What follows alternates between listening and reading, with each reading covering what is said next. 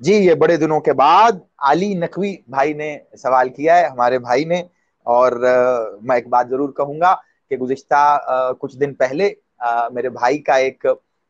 پیغام میری نظر سے گزرا تھا، مجھے خاص طور پہ تقی نے دکھایا تھا کہ ہمارے بھائی نے یہ کہا تھا کہ اب تو ہم نے سوال کرنا ہی چھوڑ دیا ہے، تو شاید علامہ صاحب ہمارے سوال کا جواب نہیں دیتے، تو میں کہوں آپ یقین مانیے جو سوال یہاں آ جاتا ہے میں اس کا جواب ضرور دیتا ہوں۔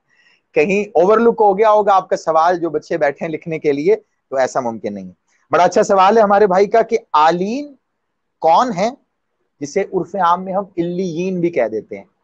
ٹھیک ہے عام طور پہ، لیکن یہ آلین ہے، ٹھیک ہے۔ آلین کون ہے اور کیا شیعان علی نے آدم کو سجدہ کیا تھا؟ جی بالکل، بڑا اچھا سوال ہے، جلدی سے اس کا جواب لے لیں۔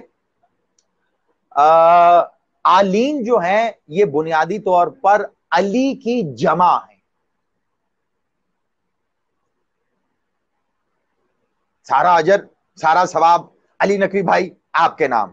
جتنی داد آپ نے مجھے اگلے جملے پہ دینی ہے وہ ساری بھی ان کے نام، کیونکہ سوال انہوں نے کیا، جواب میں دے رہا ہوں، آگے بانٹ لیتے ہم سارا، یہ ثواب بھی اور داد بھی، ٹھیک ہے۔ اب آپ آلین علی کی جمع ہے، آلین علی کی جمع ہے۔ جب محمد و آل محمد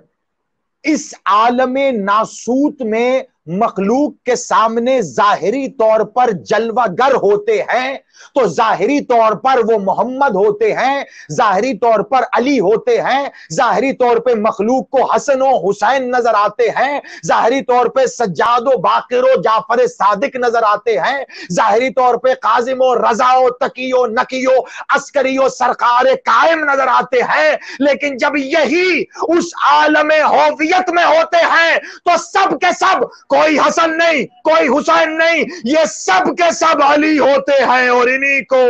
آلین کہا جاتا، وہاں پہ یہ سب علی ہیں، سب علی، اسی لیے انہیں آلین کہا جاتا ہے۔ جی اب رہی آپ کا سوال کا اگلا حصہ کہ کیا شیعان علی نے آدم کو سجدہ کیا تھا، تو میں اس میں آپ کو یہ بتلاؤں میرے بھائی، اور آپ کے توسط سے یقیناً تمام احباب کو بھی، کہ آدم کو تو کسی نے بھی سجدہ نہیں کیا تھا،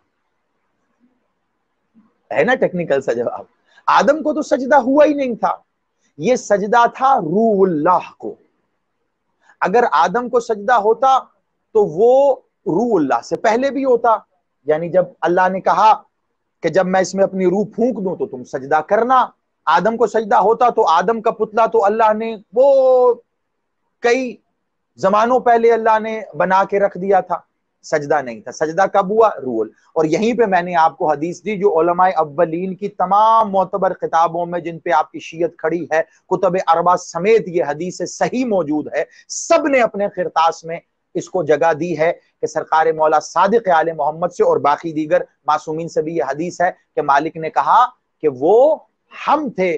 روح اللہ کے، جس کو آدم کی طرف جب بھیجا گیا تو سجدہ ہوا۔ تو اس سے یہ بات طے ہے کہ جو سجدہ ہوا تھا اس روز، وہ سجدہ آدم کو نہیں بلکہ در حقیقت روح اللہ کو تھا۔ تو یہاں معاملہ صرف شیعان علی کا ہی نہیں، یہاں معاملہ ان ٹوٹیلٹی آئے گا کہ جو بھی تھے ان سب نے یہ سجدہ اللہ کے کہنے پہ انہیں کیا تھا۔